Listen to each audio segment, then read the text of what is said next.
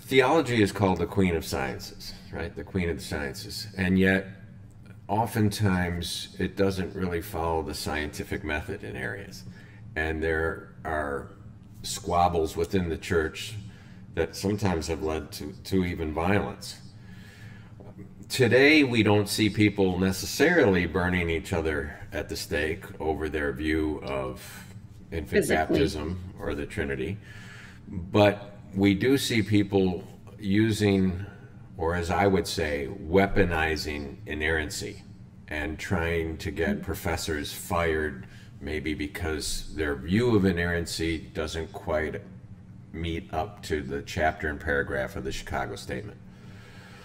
So my question to you is not do you believe in inerrancy, but do you believe that it is sometimes used as a weapon to silence people who might have a different hermeneutic on a particular passage? In other words, are some people in our family, do they use inerrancy as, like Professor Jerry Root says, do they use the Bible like a ventriloquist dummy to get it to say what they want it to say?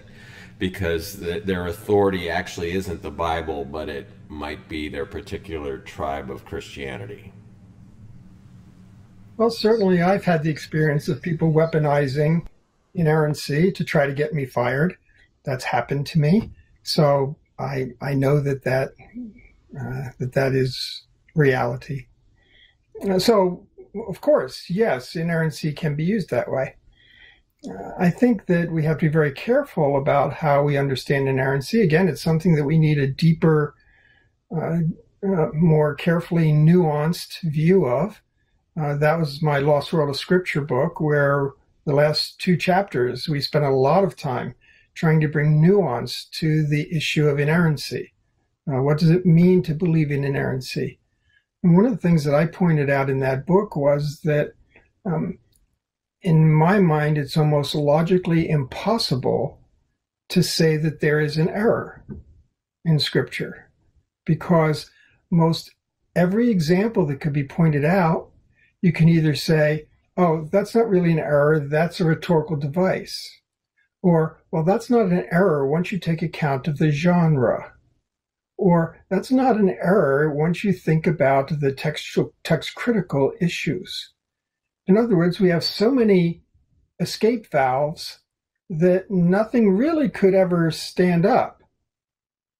At that point, you have to say, well, then how much good is the word doing us? But of course, we also said in that book that it's an important word in the sense that it gives us a way to affirm the truth and authority of the text, which is something that we really deeply need to affirm.